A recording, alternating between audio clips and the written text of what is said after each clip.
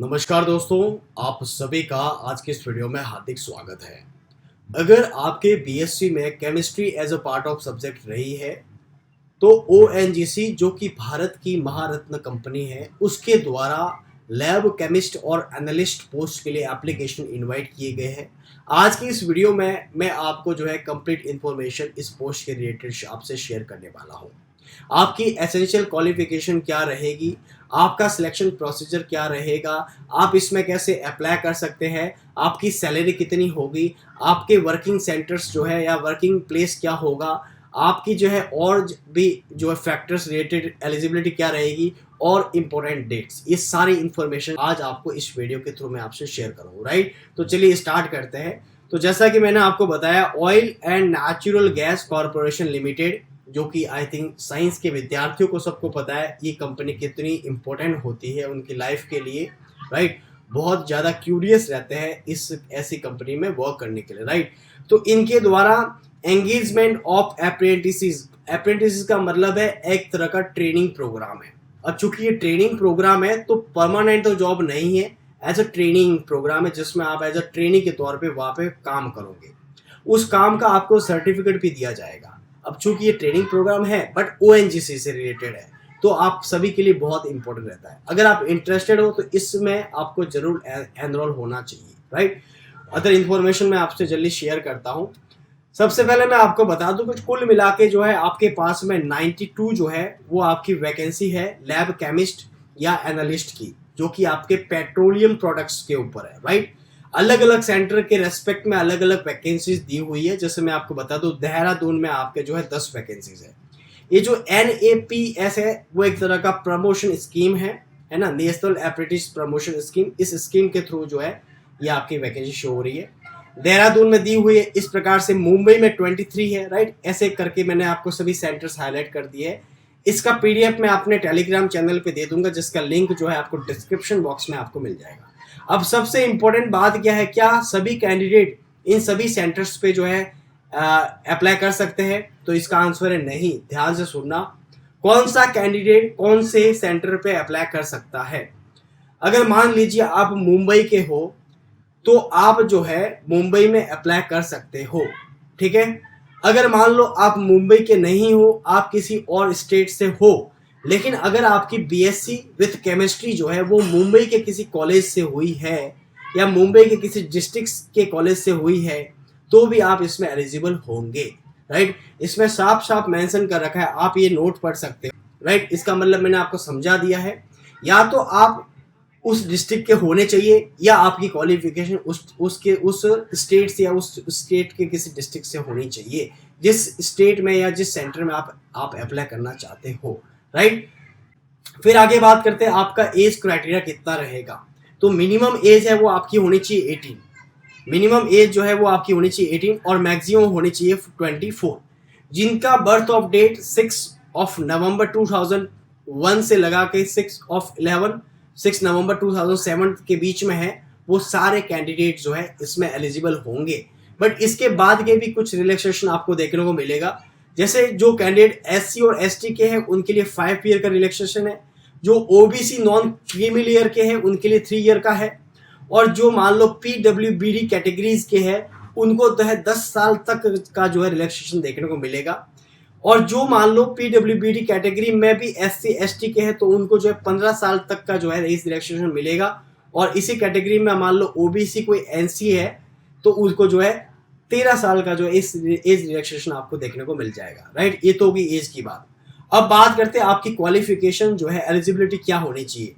तो lab chemist या analyst post के लिए आपके पास में होनी चाहिए BSc केमिस्ट्री। ठीक है, राइट, ये वही स्कीम मैंने आपको बता दी, नहीं आपका नेशनल अप्रेंटिसशिप प्रमोशन स्कीम।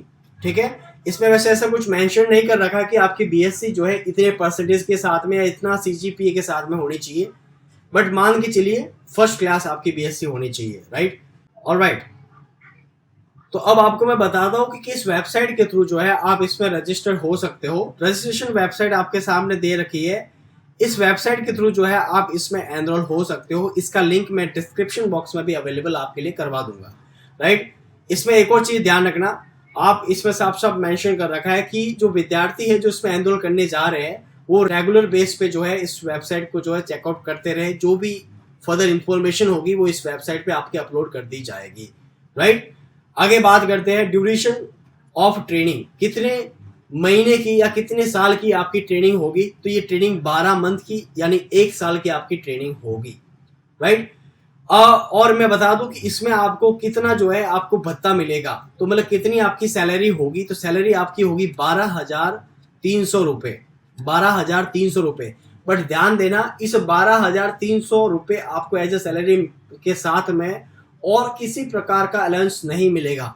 ना आपको मिलेगा ट्रांसफर अलाउंस, मतलब टीए में भी आपको नहीं मिलेगा, डीए भी आपको नहीं मिलेगा। आपका रहना खाना सब जो है आपको अपने स्तर पे करना होगा। आपको ओनली ट्रेनिंग प्रोग्राम के थ्रू जो है 12,300 रुपये मिलेंगे 1 साल के लिए। तो ये करीब करीब जो है 1,47,600 रुपये होते हैं मेरे हिसाब से, है ना। 1,47,600 रुपये का ये पूरा आपको पैकेज आप समझो। इसके साथ में आपको सर्टिफिकेट भी मिल जाएगा, ये सबसे अच्छी बात है, राइट। इसमें साफ साफ मेंशन कर रखा है, आप ये लाइन देख सकते हो, the trainee is not eligible for any TA DA boarding और लॉजिंग एक्सपेंसेस, है ना। किसी प्रकार का जो है आपको एक्सपेंसेस इसमें नहीं दिया जाएगा, ठीक है। Not provided any financial assistance. Selection कैसे होगा, तो सिलेक्शन मेरिट बेस पे होगा, जिसमें आपका क्वालिफिकेशन जो एग्जाम होगा उसके मार्क्स की जो मेरिट बनेगी उस मेरिट के बेसिस पे आपका सिलेक्शन होगा। अगर मान लो 2 कैंडिडेट के मार्क्स सेम है तो जिसकी एज ज़्यादा है उसका जो है उसको फर्स्ट प्रायोरिटी दे दी जाएगी। फिर हम बात करते हैं इसमें अप्लाई कैसे कर सकते हैं। तो मैंने आपको बता ही दिया था, इसमें अप्लाई करने के लिए आपको इस वेबसाइट पे जाना होगा, जो कि फिलहाल वर्क नहीं कर रही है। एक्चुअली मैंने 2-3 बार ट्राई किया था, हो सकता है आगे आपके वर्क करना स्टार्ट कर ले। इस वेबसाइट के थ्रू आप जो है इस पर रजिस्टर हो सकते हो, ठीक है। सिलेक्शन एंड ज्वाइनिंग, आपकी जो ईमेल आईडी, जब आप इस वेबसाइट पे क्लिक करोगे तो वहाँ पे आपसे ईमेल आईडी पूछी जाएगी। आपकी रजिस्टर्ड ईमेल आईडी पे सारी इंफॉर्मेशन आपसे शेयर कर दी जाएगी, ठीक है। आपका रिजल्ट जो है वो आपके इस वेबसाइट के थ्रू आपका रिजल्ट जो शो होगा, और जब आपका सिलेक्शन हो जाएगा तो वेरिफिकेशन के वक्त आपको सभी जो है आपकी ओरिजिनल कॉपी जो है डॉक्यूमेंट की वहाँ पे आपको शो करनी होगी। ये आपने दिया हुआ था, ठीक है। इंपॉर्टेंट डेट्स में आप देख लो, इंपॉर्टेंट डेट्स में ये कब इशू हुआ था, 16 अक्टूबर को हुआ था, 16 अक्टूबर को ओपन हुआ था, ठीक है। इसकी जो लास्ट डेट है वो आपके 6 नवंबर।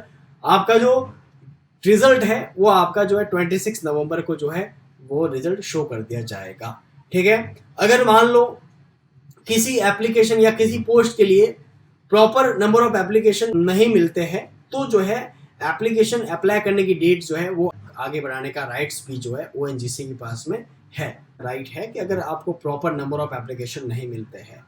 मैंने आपको बताया था कि जो स्टेट है उसमें आप क्या जो स्टेट दिया हुआ है, जैसे आपका गुजरात है, गुजरात में क्या सभी जितने भी जो गुजरात में डिस्ट्रिक्ट है सभी अप्लाई कर सकते हैं, तो ऐसा नहीं है। इस लिस्ट के थ्रू आप देख सकते हो।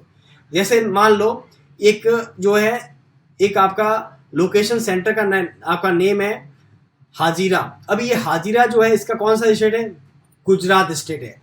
अब इस गुजरात स्टेट में जो सूरत के हैं, नवसारी के हैं, टापी के हैं, डांग के हैं या वलसाड़ के हैं, ये ही डिस्ट्रिक्ट वाले कैंडिडेट जो इस डिस्ट्रिक्ट में रहते हैं या जो इन डिस्ट्रिक्ट से उनका क्वालिफिकेशन बीएससी केमिस्ट्री में हुआ है, वो ही इस पर्टिकुलर जो सेंटर में अप्लाई कर सकते हैं, ठीक है। तो ये लिस्ट भी आपके बहुत इंपॉर्टेंट है। कुछ में ही नंबर ऑफ डिस्ट्रिक्ट दिए हुए, बाकी में तो सब जो है डिस्ट्रिक्ट यहाँ पे अलाउ है, ठीक है। सो आई होप सो आपको कंप्लीट इन्फॉर्मेशन मिल गई होगी इस पोस्ट के related. So don't forget to subscribe my channel, like and share with your friends, right. See you in the next video, right. Thank you.